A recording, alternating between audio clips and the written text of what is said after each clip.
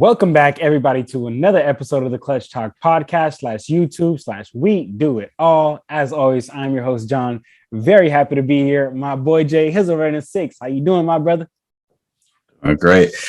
Been saying we've been waiting for this time, and now it's finally here. We're finally in the opening week of the NBA, Jay. I'm loving it. I'm loving the action. I'm loving the parody of the league. I'm feeling the vibes. I'm feeling and honestly, Jay, you know that I watch all sports too. So this is the best time to be a sports fan because we got the baseball playoffs, which I've been watching this year. I've been following baseball for the first time in years. And then we got the NFL season, and then we got the NBA season, obviously starting NBA tip-off week, Jay. So I'm loving it. I'm in dreamland right now. Oh, Jay, I know you in dreamland because of all the sports and everything, but there's a specific reason why you in dreamland, Jay, because on the 18th opening night was your Golden State Warriors ring ceremony, Jay. So before we even get into the whole episode, Jay, as a Warriors fan, just talk to us about how that felt. What were some emotions? What I'm saying, seeing your favorite player, your guy Curry over there getting his fourth ring, man, that's big. So talk to us about what that meant for you, real quick, Jay. Yeah, that was amazing. I feel like you could see it on the guys' faces how much this meant to them. This I feel like out of the 4 titles that I've seen in my lifetime, I feel like this was the biggest one for the organization in terms of what they've been through, and then coming back to all that. And I thought the way it was all set up, number one, the jackets they're wearing, the Golden State anniversary, those are clean. I feel like every ring night for whatever team, they're always got the clean jacket. So I love those.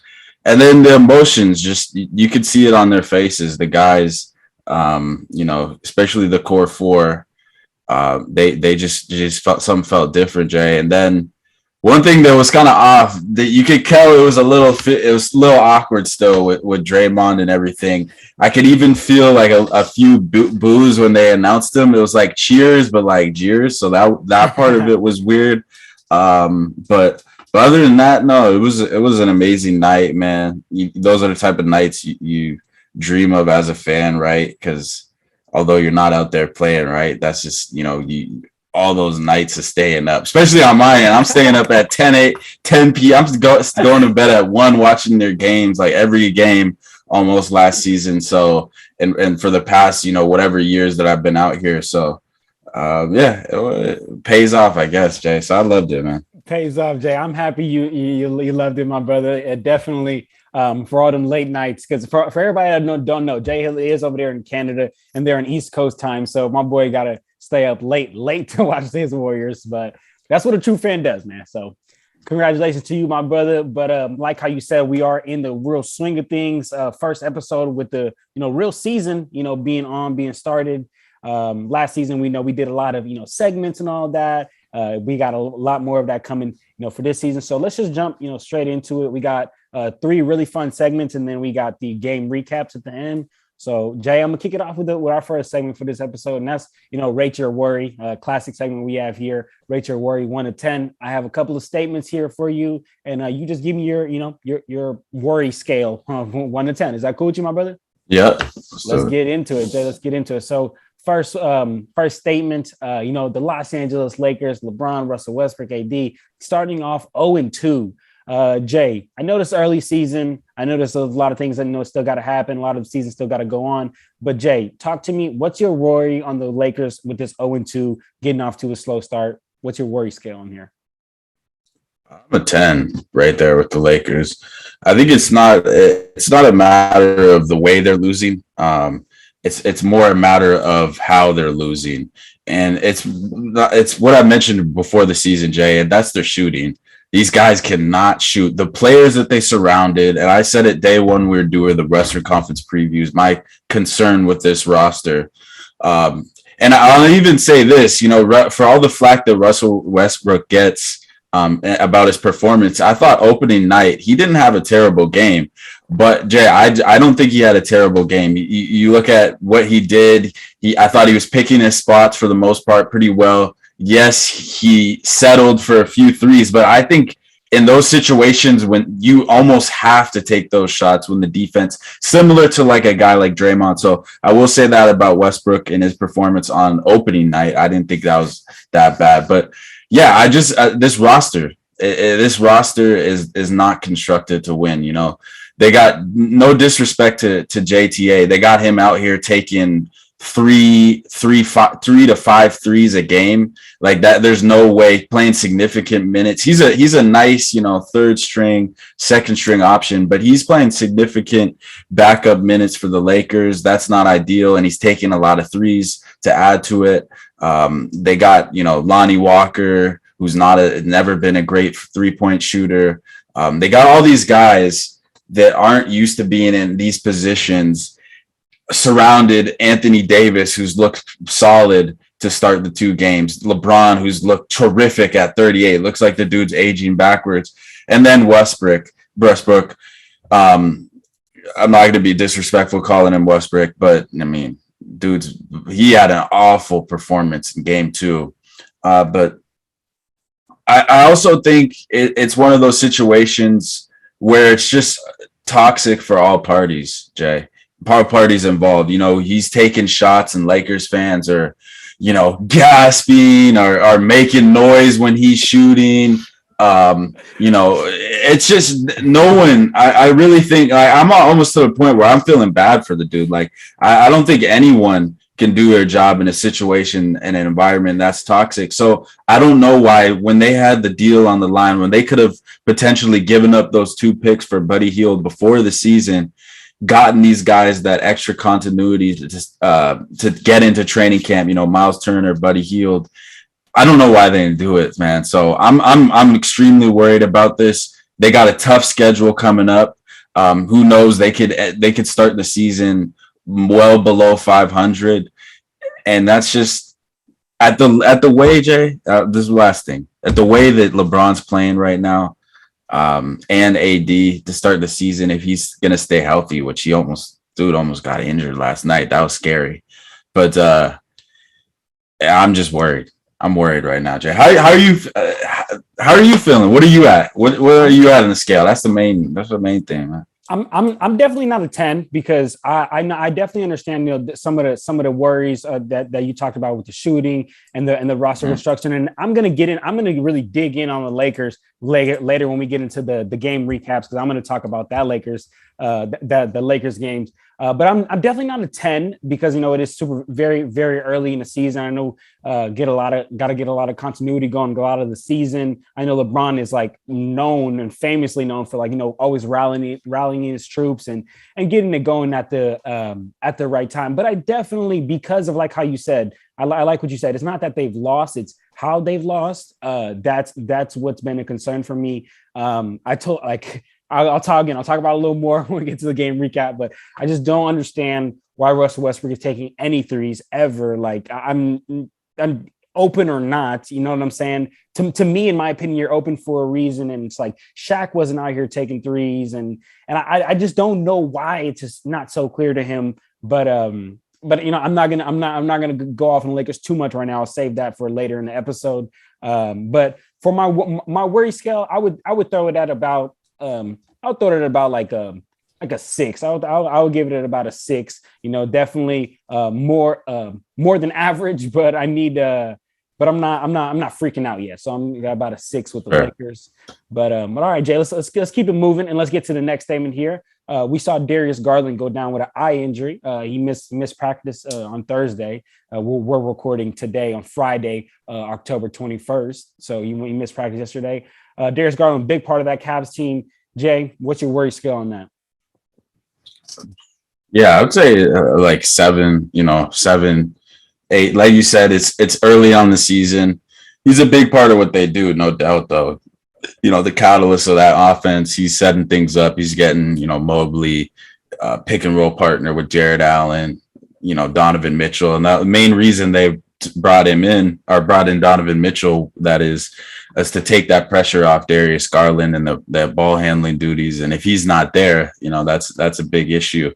And especially early on in the season, like you mentioned, for the Lakers point, building that continuity, building that chemistry early on in the season, being in those late game situations, those 2-point games, the 3-point games, late game situations, when you're maybe down and you have to battle back.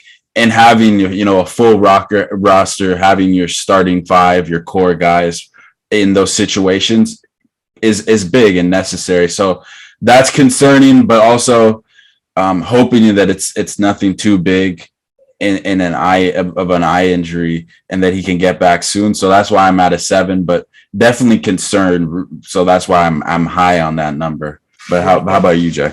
I like that, Jay. I'm gonna tag along right there with you. Definitely a 7. He's as a leader, as a catalyst of that team. He may not necessarily be the best player of that team, because maybe that might go to Donovan Mitchell. But as a leader, as a catalyst, as the guard, I think he has to be there to build that early continuity. Just hoping he doesn't miss too much time. But I like that 7 worry scale right there, Jay. So let's keep it pushing. Let's get to the next statement, my brother, and that is the 76ers, similar to the Lakers, started off with an 0-2 start, except the Lakers are, in a rebuilding mode. And I guess in the 76ers got Joel Embiid, James Harden, PJ Tucker, and they're supposed to be coming this year, Jay, getting off to a late, like a late start. Yeah, they're struggling. 0-2. Jay, talk to me. What's your worry scale on this one? 1 to 10.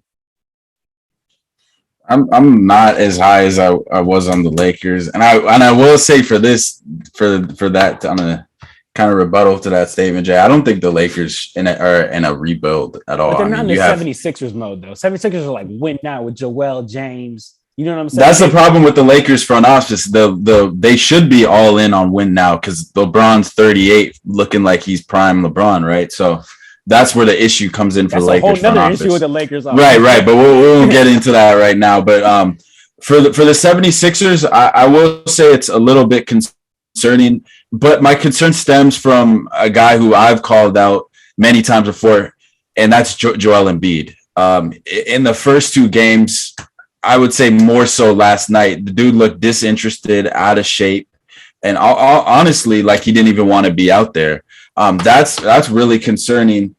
But James Harden, on the other hand, is looking like Prime's James Harden. So I'm liking what I'm seeing from him in the first 2 games. He looks, all that offseason talk about him losing weight, him and being almost the greatest shape of his career looks to be true, because he's certainly playing like that and, playing in a way that you really want out of your number 1 option. And he's been from the first 2 games, he's been the most consistent, best number 1 option to this point. But night to night, you don't want that to be the case. I think you want there to be Joel Embiid, and you want there to be that conversation of who is the number 1 option. Is it Joel Embiid? Is it James Harden? And right now, it's clearly James Harden. For Philadelphia's sake, you don't want that to be the case. And also, when I look at them offensively, Doc Rivers had preached before the season that, Jay, he wants them to play more of an up tempo. He wants them to pick up the pace. And that necessarily doesn't mean, them constantly pushing the ball in transition, but a lot of the times they fall into that isolation, stagnant, one-on-one, I'm good, mano thing. And that's, not going to get it done. We saw late in the game, they had to go back to that because they're falling. So Milwaukee was beating them down. I'm talking about last night's game as we're recording here on Friday, the 21st, last night's game against Milwaukee. They came back in the game because of Harden, went on that mini run, but I don't think they can win with that stagnant, slow it down offense where Joel Embiid's playing at the high post and, waiting until there's 5 to 8 seconds on the clock and playing that way. Harden doing his own thing. That's so hard to replicate in the playoffs, Jay. And seeing that early on is concerning. That's why I said 8 earlier. I'm about a 6, I would say. Got you. Above cautious. How are you feeling about it? I'm right. I'm actually a little higher than you, Jay. I'm actually, I think like an 8 would be perfect. And I think really what you talked about. Doc Rivers talked about how they want to have a fast tempo. That's first 2 games I noticed from them. They were extremely slow. the entire offense looked like it came from James Harden only. Like I agree, Joel Embiid looked extremely out of shape, looked disinterested, and what the 76ers are going for, at least maybe I have the wrong expectation for them. And I'm expecting them to be a top team in the East. Like when we did the Eastern Conference prediction, I had them top 3 in the East, and as far as seedings, and should be a title contender with the roster on paper. But if Joel Embiid is not your primary scorer, if he's not the guy getting it done, the James Harden at this age just isn't doing it. Yes, he looks like prime James Harden, but it's not prime James Harden. The team is not built around James Harden. It's built around Joel. So that's why my worry is so high, because the team is built around Joel, and Joel just not showing up, right? Like the team is built around you, bro, and you just didn't come right to the first 2 games. I think that's a big issue, and also just the slow tempo, because that team definitely has to push the pace after Doc's came out and said that, man. So 76ers, I mean, I'm hoping they'll turn around, Jay. I'm hoping this is a year for Joel to, brush off all them haters and brush off the whole Ben Simmons saga.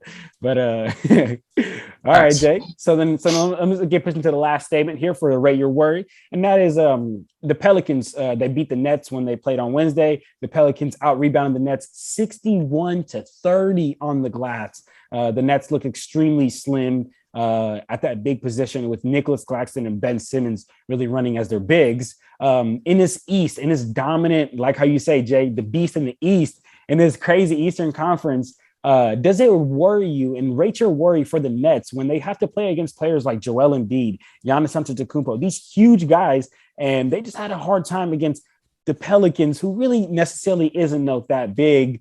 And I don't know how Nicholas Claxton and Ben Simmons will hold up against those other bigs. So how do you feel about that when it comes to later down the road, Jay?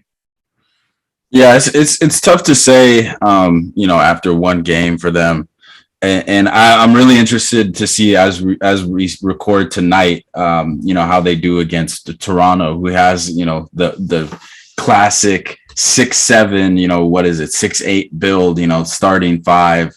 Whatever, minus Fred VanVleet. So I'm interested to see how they do, but it is a little concerning, but I'll put it at a 5, because, at the same time, those teams have to match up with Brooklyn and their strengths. So if Brooklyn plays to their strengths, they're going to have a matchup advantage compared to the other teams, and that is with their guard play, their versatility on the offensive end, and they just have to be able to exploit the other teams in that way.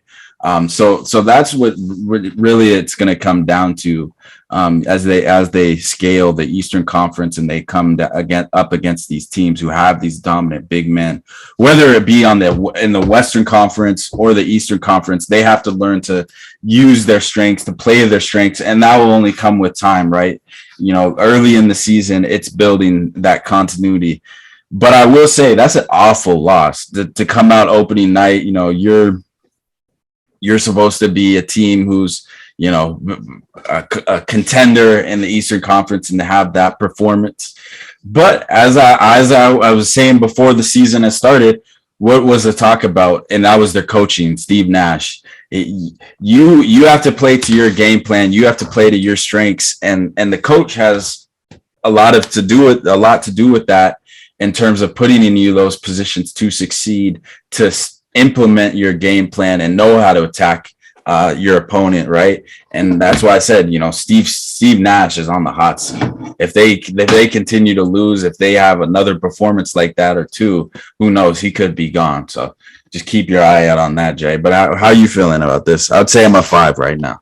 Man, Jay, we're just flipping opposites, Jay, because I'm like a 9, Jay. Like I'm high. I'm high because I'm watching them play, and they don't have an answer for. Yes, I do agree. It is the first game. Maybe let's relax a little bit, but they don't have an answer for Pelicans bigs. Like I'm talking about Zion Williams. Zion's not no little boy, but Zion is just every single time. And I'm also going to talk about this game for my game recap. So I'll talk a little bit about that. But Zion is just bullying the Nets. Jonas Valanciunas is bullying. They have no answer. They really have no answer. Ben Simmons ends up fouling out. And in my opinion, it's partly 90% because Zion just kept taking it to him. And you know what it is, Jay, as hoopers, we know if you fouling somebody, It's because you can't guard them. You found somebody they going to hoops because you can't guard them.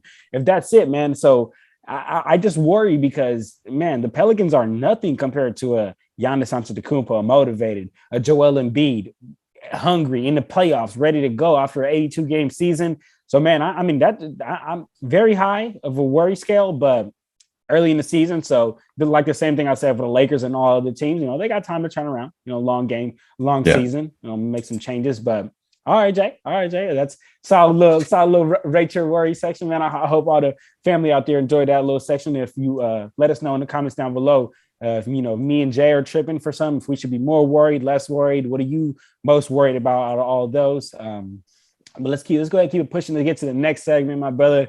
And I wanted to do this segment because it's real early in the season. I like to do this very early. So I want to talk about the teams in both the East and the West that have serious title contending shots. And I'm not gonna throw them a shot, Jay, but like the Heat are not a real title contenders. Like, I'm not trying to be rude to no Miami fans out there. Sorry to my boy JJ from the Miami Heat podcast, man, but they're not. I mean, we know. Let's just be real. They're not real contenders. So I'm talking about real contenders. Like, I'm talking about the Bucks, Warriors and teams like that. So Jay, I don't know if you want to run off the West first, and then your West teams that you legitimately have, and your East teams, and then I'll just follow after you. Let me know what you got, my brother. Is it you mean in order or just no particular order? No particular order. Just who are serious contenders in the West, like can actually really get there. Yeah, I would say it's easy for me. The first team, Golden State Warriors. I have them coming out of the West. They're a legitimate, threat. I thought they looked great on opening night, and they weren't even playing at their best, but just, dominated the Lakers on opening night. And then number two, I think it's the Denver Nuggets. They got off to an awful start, losing to the Utah Jazz, a team who, we all think who's supposed to be tanking, right? Going for Vic, right? That's what the story has been. So that's an awful loss. But it's going to take some time for them to build that continuity tonight. And I'm expecting actually tonight. I'm really looking forward to that matchup versus the Warriors. I think that's going to be a great game. They're going to be looking to bounce back at the Chase Center tonight. So we'll be definitely recapping that in the next episode. But number three, I think it's the Clippers. We saw how much depth they flashed last night. Man, I just feel like at every position they go 2-3 deep, right? Zubac, I know you always give him that hate, Jay, but he looked amazing last night. Just a glass cleaner, doing everything that they need him to do, honestly, because they got skill 1 through 4, right? All those guys can create their own shot. All those guys can score. All Zubac needs to do is protect the rim, rebound, and score bunnies. And that's exactly what he did last night. So he looked great. And I just think, Ty Lue, very underrated coach. Those three are a tier above any other team in the West for me. Those are my top contenders in the West, Jay. But who you got? Okay, Jay. I like all those teams, Jay. And I got all those teams just like you for literally the same reasons. So now I didn't even need to run that back. The only team I want to add, Jay, I just still have not gave up hope on the Suns. I'm not saying that I'm hoping for them to win, but I just still have not gave up hope that they can get to the finals. I don't feel like the finals run that they made, I don't think it was like, wow, this is such a fluke. And all the first one might have been, but I think them getting back was big, big question mark. I'll say this. Definitely Nuggets, Warriors, and Clippers are, they're up there. We know that for a fact. I just personally am not ready to do away with the Suns. I'm not saying they're on the Nuggets level. They're not on the Warriors level. They're on the Clippers level. But I do think that out of all the other West teams, they got a shot. I definitely think they got a shot in my mind. So I would add all those teams that you got, just add the Suns for the West. But how about the East for you, my brother? The East is a little different, but I would say these three teams, the Boston Celtics, I think are right there, right back in the mix. I loved what I saw from them. Their first game opening night against the 76ers. Didn't really look like they missed a step. against with Joe Masula. As I said before on our predictions on our preview of the Eastern Conference, he was in the locker room. He was in those team meetings with Ime Udoka. He was getting those game plans together for all of their run, for when they turn their season around. He was in the locker room, so he's carrying that with him. I love what I saw from Boston. I love what I saw from Jason Tatum and Jaylen Brown in that first game. And I love the addition of Malcolm Brogdon and how he changed the dynamic of that team, his playmaking, his creation, and it showed up in big ways. And it took a lot of pressure off Jaylen Brown and Jason Tatum in that game. So Boston's right up there again. I'll go with Philadelphia. I'll say for now, it's still early. They're going to have a chance to figure it out. I'm going to throw them in there. James Harden at the rate he's playing. Joel Embiid, if he shows he's interested in playing ball again, they'll be right there in the conversation. It's going to be a lot of continuity that they're going to have to work out. And then obviously the Bucks, they're right in there again. We know what they do, led by Giannis, how hard they play. Missing Chris Middleton last night, still were able to get the job done in a close game. And we'll get into that a little earlier because I know both of you are talking about. And then number 4, I'm gonna throw them in there still, and that's the Brooklyn Nets not with James Harden, with Kyrie and KD. I'm gonna give them a chance any day of the week because those two players, similar to LeBron James and Anthony Davis, those two with their talent, they're able to will any team, I believe. So I'm going to throw them in the contender mix, but right under those top 3 that I had. Got you, Jay. Yeah, I'm right there with you, Jay. The only team I don't have is the Nets. But yeah, I'm definitely with those. Yeah, I think the Bucks, Celtics, and 76ers are just head over heels above the rest. But I will say this though, because I just kind of thought about this as you were talking, like 76ers on paper look raw, but I mean, we need to see it this year, right? Like we've seen the Bucks do it. We've seen the Celtics do it. The Bucks look good on paper and they've proved it. The Celtics look good on paper and they've proved it. The 76ers look good on paper, but they haven't proved it yet. So I will give them, the nod as like serious title contenders. I will give them that, but I do want to say, Jay, I small disclaimer, because I need to see them do it first. I need to see them prove this on a consistent basis that you can win, because winning on paper and winning in real games is 2 different things. Huh, my brother? Thanks. Yep. Yes, sir. All right, Jay. I like that. So then let's go ahead and keep it pushing, Jay, and get to our third segment here. And that's who's most likely to, early in the season. Another segment I like to do very early in the season. We're going to go through basically all of the awards that they give out. I mean, we know we did our MVP, and we're just going to, give who would you feel is most likely to. I could go ahead and kick that off for MVP. I mean, we know we did our MVP prediction. I feel like Luka Doncic is definitely most likely to get MVP this season. Jay, you want to run off your MVP, my brother? Yeah. Well, we both said Luka, right? Yeah. Yeah. It hasn't changed yet. Yeah, it hasn't changed. All right. So I'm going to run off my next one, brother. And that's the defensive player of the year. For this year, Jay, I really think it's going to go to Bam Adebayo, a player like Bam Adebayo, but I think nobody does it better than Bam because after, Marcus Smart got it last year, people are going to realize, how hard it is to guard these guards. Like you've talked about this all the time, the difficulties of staying with these guards in today's league. And for the, before Marcus Smart, it was Gary Payton, the only other guard that got it before him. So the bigs kept getting all the love. But I think that now this year, moving forward, people are going to start to show love to players like Bam, who can stay with some guards out there, but he can also stay with some bigs down below. That's what I think, the league is trending towards. So I think a player like Bam is going to get rewarded Depot this year. What you got, my brother? I'll go with Giannis. Just defensively, I think he's so engaged and locked in. I don't think last night it was his best defensive game. Because he still finds a way to get it done. So I'm gonna say Giannis for now.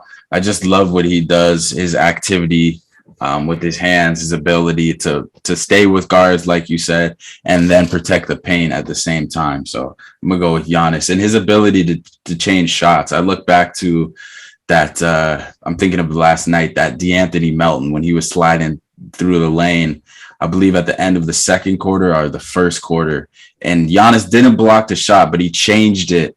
So just enough for DeAnthony Melton to miss that shot. And it's plays like that that don't always necessarily show up on the stat sheet, but sometimes they do in blocks or steals. And Giannis just gets it done year in and year out. And I'm just gonna go with him. That's just a safe bet early in the season, Jay. That's a safe, most likely to, honestly. For real, Jay. I almost did that too, Jay. But then I was like, man, you know what? Let me show some love to my boy Bam. But yeah, I wouldn't be surprised if Giannis got it. But all right, Jay, let's keep it pushing and let's get to the sixth man of the year. For mine, Jay, it's I'm looking out my balcony right now, Jay. You know what I see? I see a pool, and it's a pool party out there, Jay. For the sixth man of the year, I gotta go with Jordan Poole. Very, very impressive. The first game of the season, and his improvement. But I wanted to put him for most improved, but I ended up putting somebody else for most improved. Because I feel like they're gonna take a bigger jump, and Jordan Poole is just unfortunately on a super talented roster, so he does end up getting pushed to that sixth man. But that's who I'm going with. I'm going with a pool party for sixth man of the year. Yeah, I think the odds are pretty low. Or he's gonna get. I have him, Jordan Poole, as my sixth man of the year. There'll be times and opportunities for him to start, but for majority of the season, everyone healthy, he will be coming off the bench because that's just how deep this Warrior team is, and they're going to rely on his scoring too, and in those bench minutes and those times when he's against the bench, and he's just improving steadily. He came out hot against the Lakers. He cooled down a bit. He didn't have his best offensive output night from a shooting standpoint, but I love how he's able to affect the games, and we saw him throwing dime after dime and getting assists. And last year, I don't know if we could expect that from him, if that would be something that he would be doing and shifting those games and affecting the game in different ways, getting steals and assists. And this year he did that in the first game of the season. That's already an improvement. So JP3 for sixth man of the year. Man, Jay, most likely to. In a way, you just made an argument for most improved too. So he might get 2 awards, Jay. He might get sixth man and most. Has that ever been? I wonder if there's. I don't know if that's ever been a thing, but man, it could be this year. It could be first time. First time for everything, Jay. Yeah. Right. But all right, let's go ahead and keep it pushing, and let's get to the scoring champ. Who do you think will be the scoring champ this year, Jay? Who you got? You go ahead and run yourself first. Man, I'm gonna go with James Harden. He's had two great starts this season. He's averaging 30 something right now. But I just believe he's going to be in a great position, especially the style of offense that he pretty much runs and has. He's going to be in a good position to score, especially on doubles on Joel, kickouts to Harden.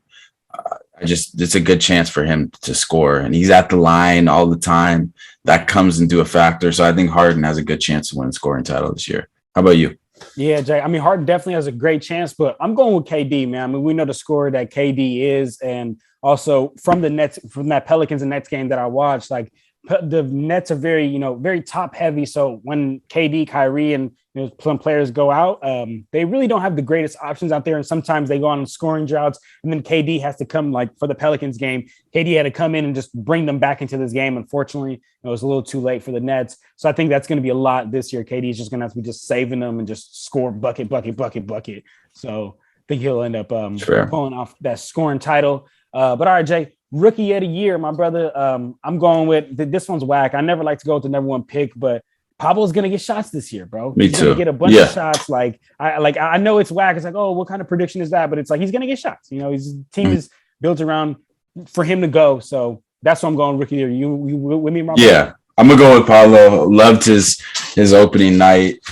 First opening night since LeBron to score 25 or something, dude. Yeah. He looked serious. He looked confident. Loved what I saw from Paulo opening night, and yeah, he's the rookie of the year favorite right now, most likely. So, Facts, Jay. Right there with you. All right, Jay. Second to last award, most improved. This is where I went the other direction. I went with MPJ. I think MPJ is going to have a big year this year. I hope he improved some last year. He didn't play much last year, didn't do much last year, but I think he's going to have a big year. And the Nuggets I think the Nuggets in general are going to have a big year, and I think he's going to be a big part of that. And people are going to start to see like, oh wow, look at MPJ, and kind of like how the love that he was getting around the bubble. Remember the bubble time? Like, I'm pretty sure after the bubble, he got that huge contract extension, and then he got that, that back injury, unfortunately. But I think that he's been working on his game, and he's gonna come back here. He's gonna have a big year, and he's gonna win. I think, in my opinion, he's gonna get that most improved. Interesting. Yeah, that's a good choice. I'm gonna go with Anthony Simons in this. We saw what he did without Dame last year. He was out for the majority season. He was the number one option. Right. And then I believe the last game that they played together, where this was the first game where it was truly, Anthony Simons and Dame, and Anthony Simons really being proven that he's been a top dog for a good portion of the season. And they're similar to a lot of teams working out those early season kinks. We saw them some miscommunications late in that game, but long story short, I think he's going to have a huge year. He's going to improve a lot. He's going to be in a lot more situations where he has the ball. He's going to be able to put up stats. He's going to have the ability to improve because, there might be a passing of the torch from Dame to Anthony Simons at some point. We don't know when that's going to be, but he's got a good chance, and he's going to be a big year for Anthony Simons this year. It's a big one, Jazz. And an Ant-Man. And Ant-Man, I actually have Ant-Man. I actually have Dash Ant-Man because I think Anthony Edwards could be a big one. But yeah, I love the Anthony Simons one, Jay. He probably is a really chance. All right, Jay, that was a good one. Last one, Jay. Coach of the year.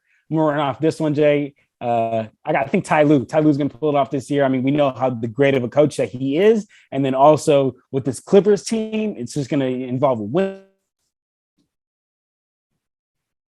Look great. And I think, Ty Lue's going to end up pulling off this coach of the year this year. Ty Lue. Okay. I like Ty Lue there, but I'm going to go to the East. And this might be a little too close to home, but that's Nick Nurse. This is going to be, I believe they're going to be a top 4 seed in the East. And you look at all these other teams in the East, they really have no, true superstar. If you look at all the other teams in the league, they, might be at the top. If they finish where I think they're going to be, and that's the top 4 seed in the East. And Nick Nurse is a huge reason of that, not relying all on one guy, being able to distribute the ball, being able to find different ways to score, to attack you defensively, different defensive schemes, to take star players out of their comfort zone. So Nick Nurse has always been a jack of all trades, and I don't expect anything different this season. So I'm going to go Nick Nurse for most likely to win Coach of the Year this year. Nick Nurse is a great option. But Jay, look, real quick, before we move on to the game recaps, I'm going to draw up a scenario right here for you real quick. And you just tell me if this is realistic or unrealistic. All right.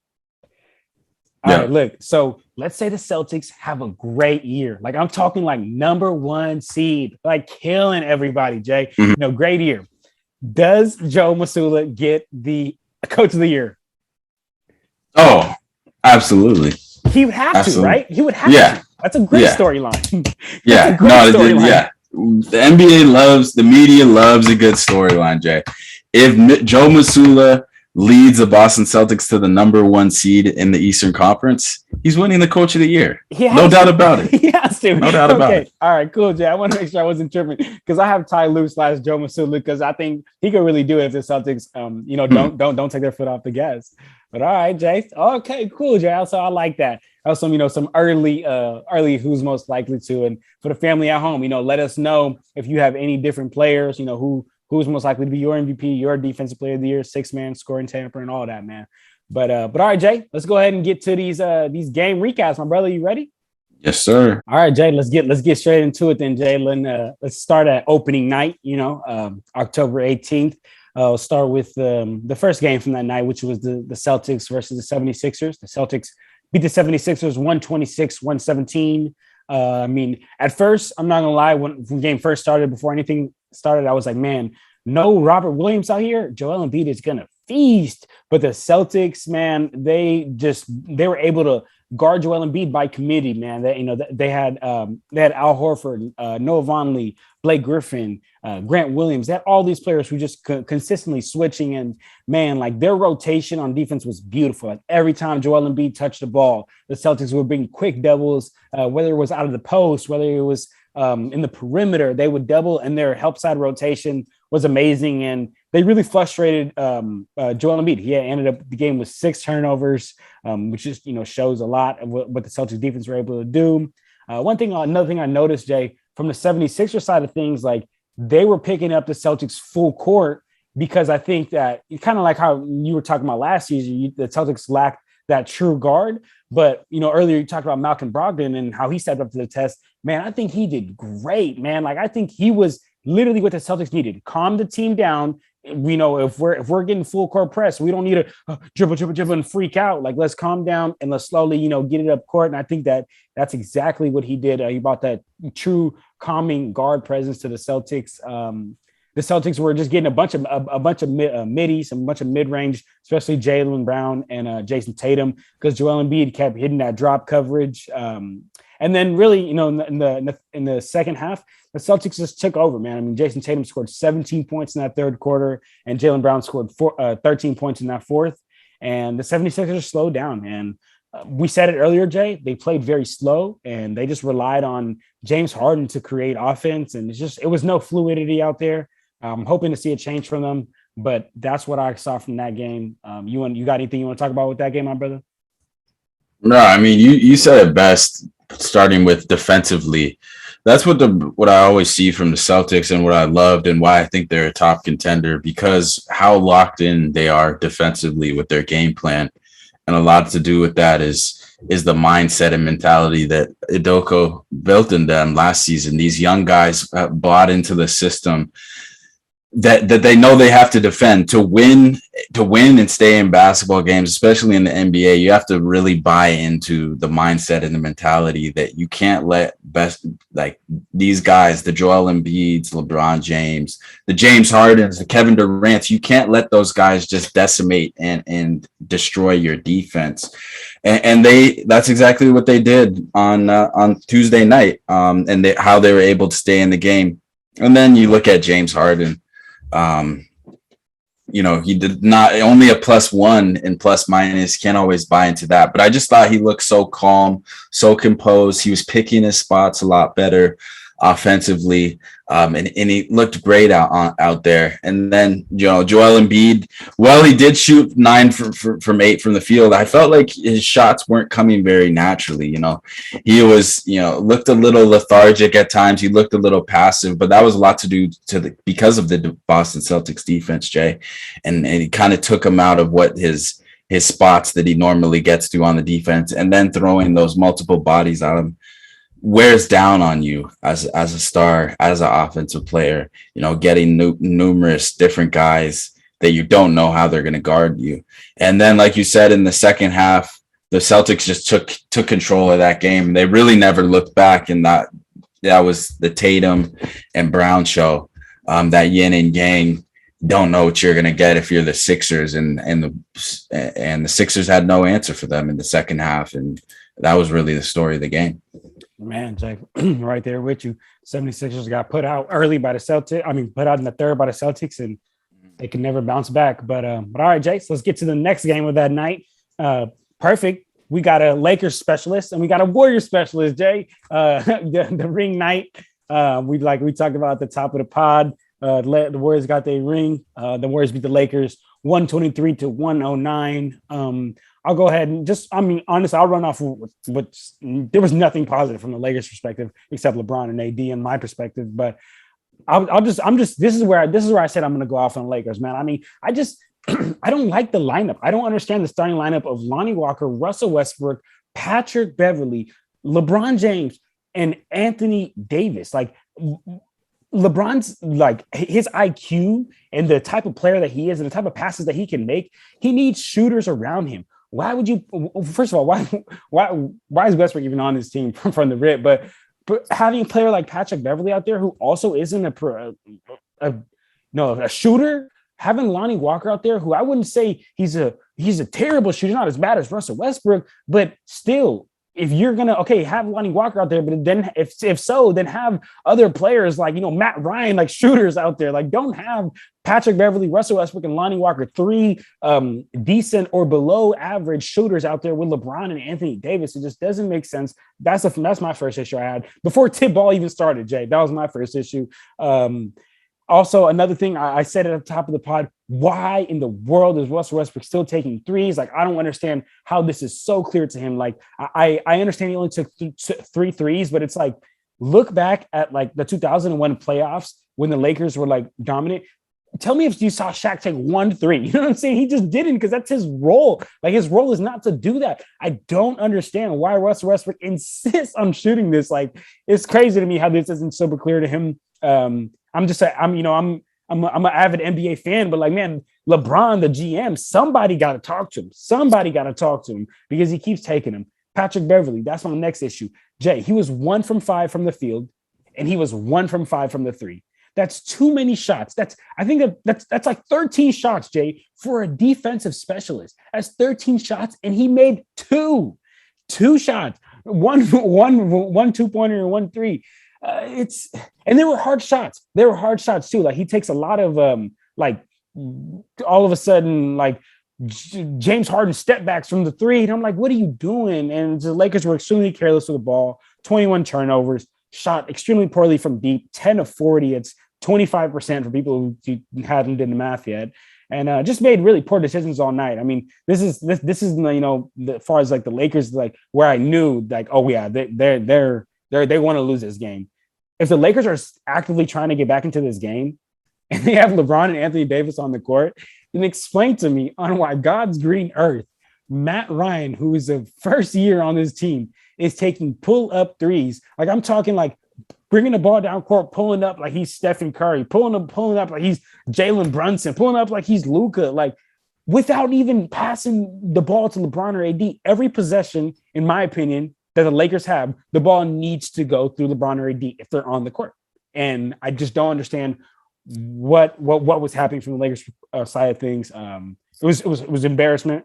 But it's the only other thing I want to add, Jay, is, man, Jay, I think I'm really gonna be right about Wiseman. Wiseman is looking so good, and also Jordan Poole. I mean, unfortunately, I don't have the old tweet, but you could back me, Jay. You could verify me, Jay. I have an old tweet back when Jordan Poole got tweeted. I was like, man, Jordan Poole, and I was wrong about Jalen Hands, but I said Jordan Poole, Naz Reid, and Jalen Hands are going to be so nice. And maybe I was a little wrong about Jalen Hands, but Jordan Poole got that one. I said there was a big sleeper in the draft. So I was right about that one, and hopefully I'll be right about Wiseman too, because he's looking like a AD in the making, man. So that's all I saw from the Lakers side of things, Jay. If you want to fill us in from the Warriors side of things, what is all that greatness? Yeah, and a lot of why I think the Warriors are bound to repeat was shown on Tuesday. It wasn't the best game from Draymond, but from the top to bottom, it was a great showing. And a lot of the Lakers' struggles were to do with the Warriors' strengths. And number one, it all starts on the defensive end. You look at 1 through 5, or almost 2 through 4, Andrew Wiggins, Draymond Green, Kevon Looney, and Klay Thompson in that starting lineup, and their switchability. A lot of what the strengths of the Lakers is the number one strength is the pick and roll of LeBron James and Anthony Davis. But what makes it so difficult and why they can't tack this Warriors defense is because Kevon Looney can switch on to Anthony Davis. We saw Kevon Looney's ability to switch on to LeBron make it difficult for him to for him to drive. Believe he settled for a 3 on one of those possessions. but then Kevon Looney can switch on to Anthony Davis and make it difficult for him to score. And then, of course, Draymond Green could switch on to either two of those. Andrew Wiggins and his ability to stay, one of the top five two-way wing in the NBA, and his ability to stay with LeBron.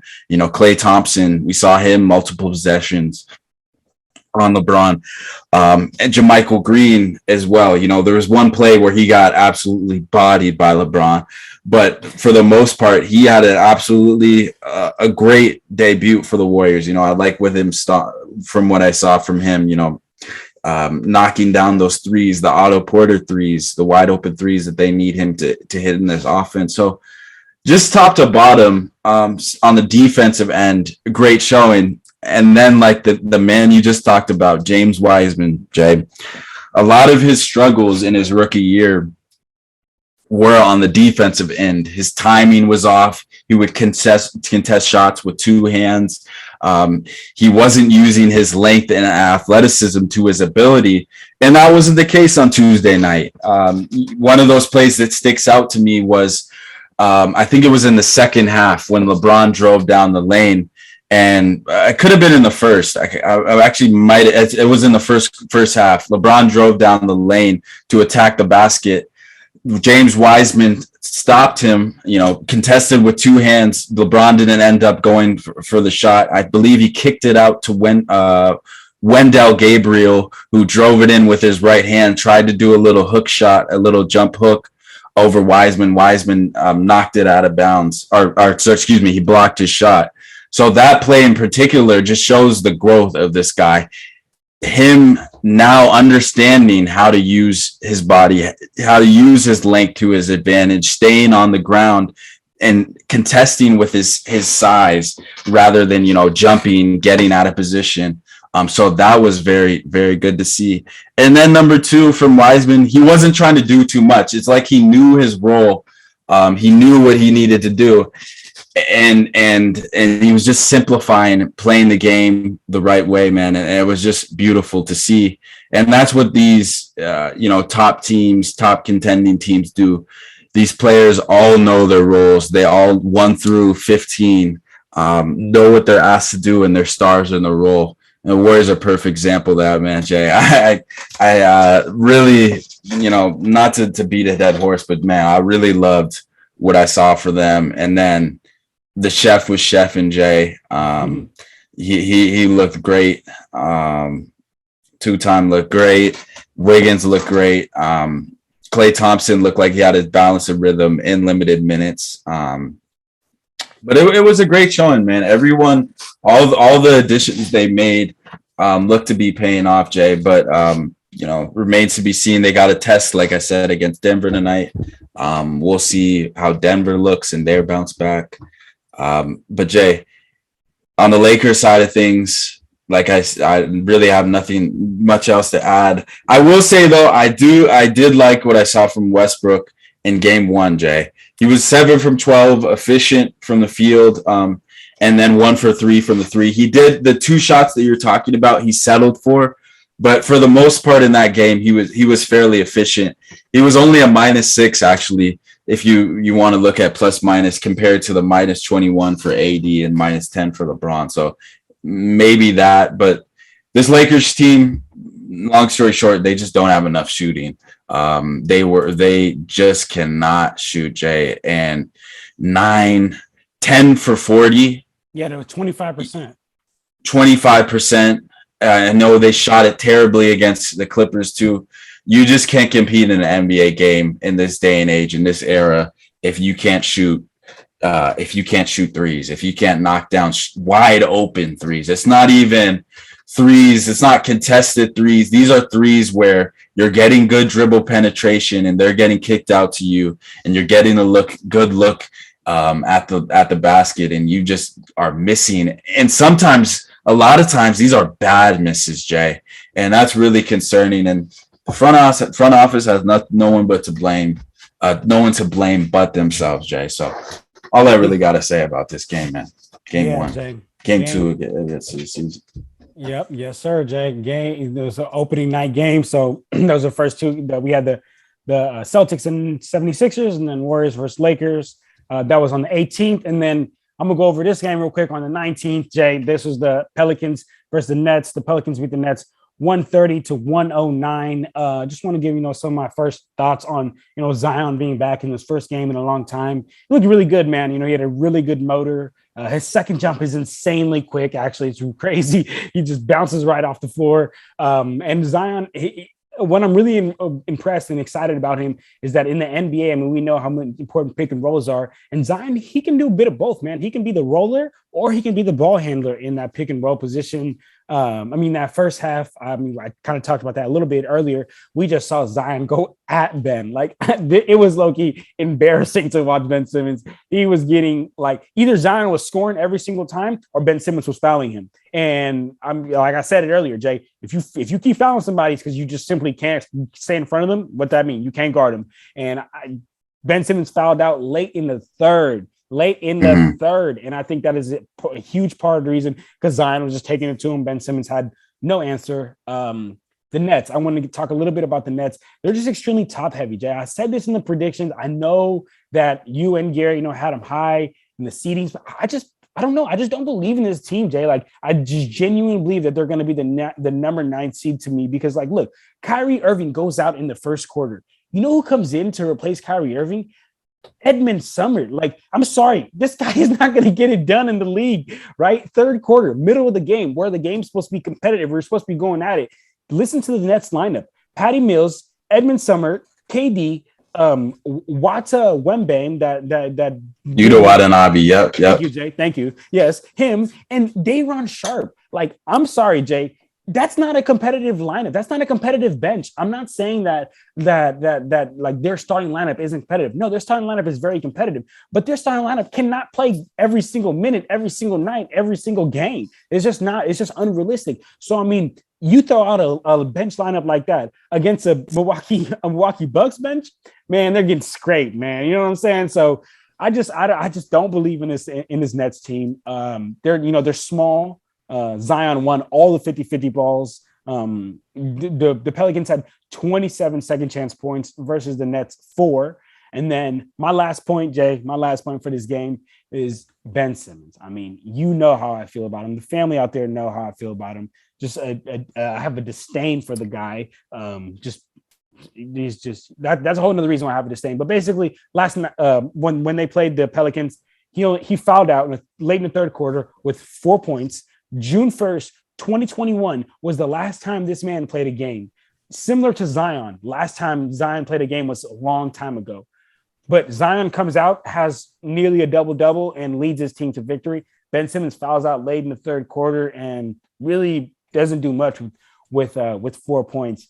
Ben Simmons, Jay, I know, maybe he's coming a little bit of disdain as well, but this guy is just not meant to be in the league anymore, dog. Get him out. Get him out.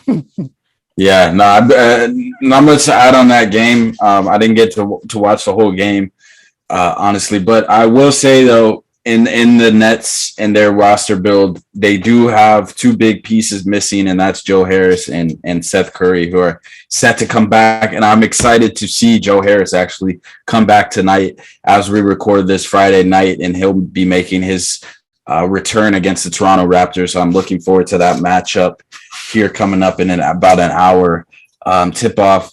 And he's a big piece. Joe Harris, he hasn't played in close to almost a year actually at this point. But, when he comes back, he's going to be a 3-and-D wing, and he's going to add to that depth that they certainly need, Jay, to your point. And then Seth Curry, we know what he does when he comes back. So those will be 2 pieces that they were going to be slotted in that Nets lineup.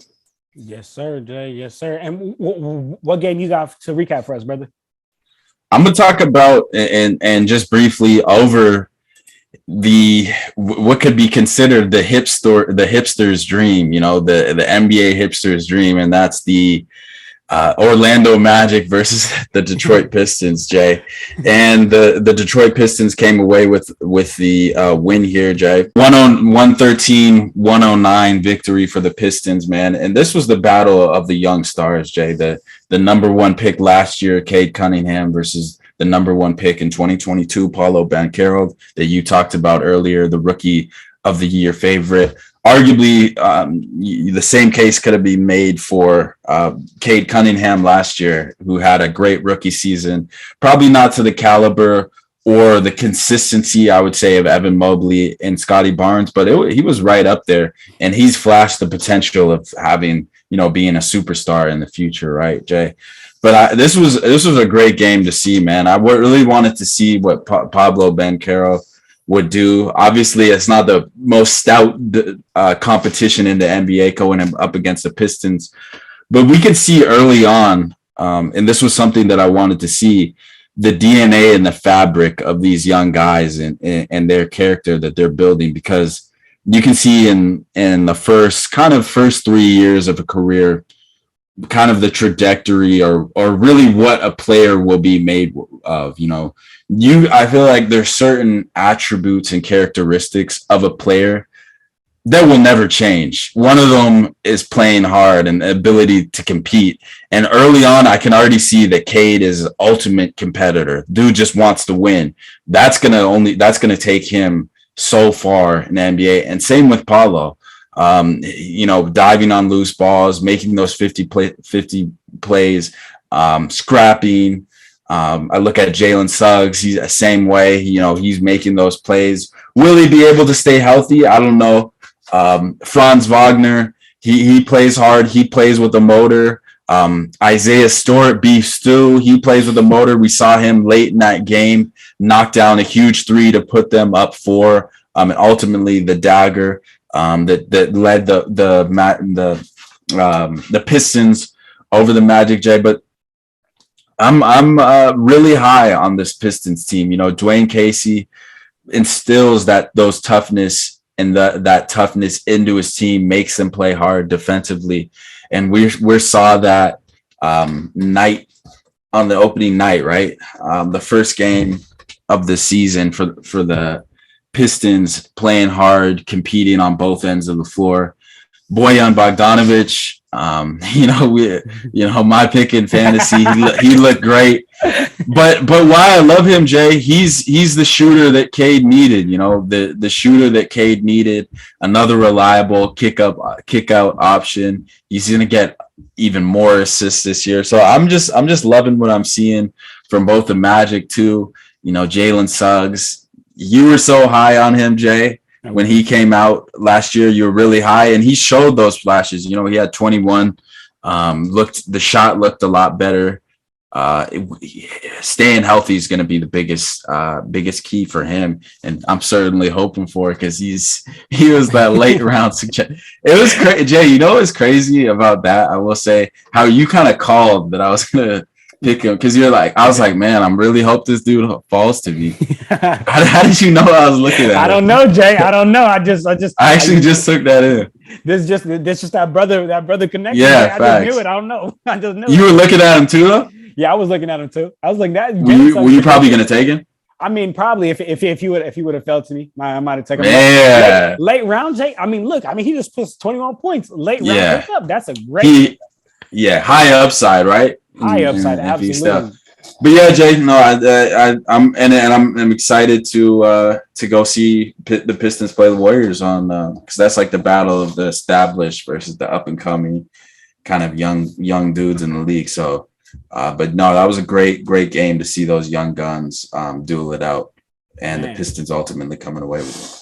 Man, yeah, Jay, I love that you. We showed some love to the big time teams, the showcases like the Lakers, the Clippers, Warriors, all these, the Celtics, 76ers. And then you show some love to the little teams, Jay. So we appreciate you for that, my brother. And the Magic, I'm definitely excited for the Magic. They got a lot of young talent, man. I want to see how that's going to pan out. But all right, Jay, I think this is a good place for us to go ahead and wrap it up here. We covered a lot of things. You have any last things you want to say before we sign up out of here, Jay, and see Seth Curry's debut? Yeah, Joe Harris debut. But yeah, man. No, Jay, nothing else to add. We'll say like, comment, subscribe on YouTube. Get at us. Get the sub count out. Follow us on TikTok at Clutch Talk Pod, on the Instagram, on the Twitter. We're going to be coming out with more content there. Stay up to date with us. We got a big interview coming up to be revealed shortly, so stay tuned for that. We might be doing some more in-season interviews to go with our content as well. So stay tuned, man. Stay tuned. Keep up with us. Yes, sir, man. Yes, sir. Like how Jay said, stay tuned. Make sure you guys get at us on all social media platforms. Click that subscribe button. We're on the road to 200 before 2023. So make sure you click that subscribe button and then go to the other room and tell your mom, and then tell your mom to tell her mom, and then tell her mom to tell her cousin, and her cousin to tell her grandma. And then everybody gonna subscribe, man. But anyway, if that's it, then we out here, y'all. Clutch Talk out. Peace.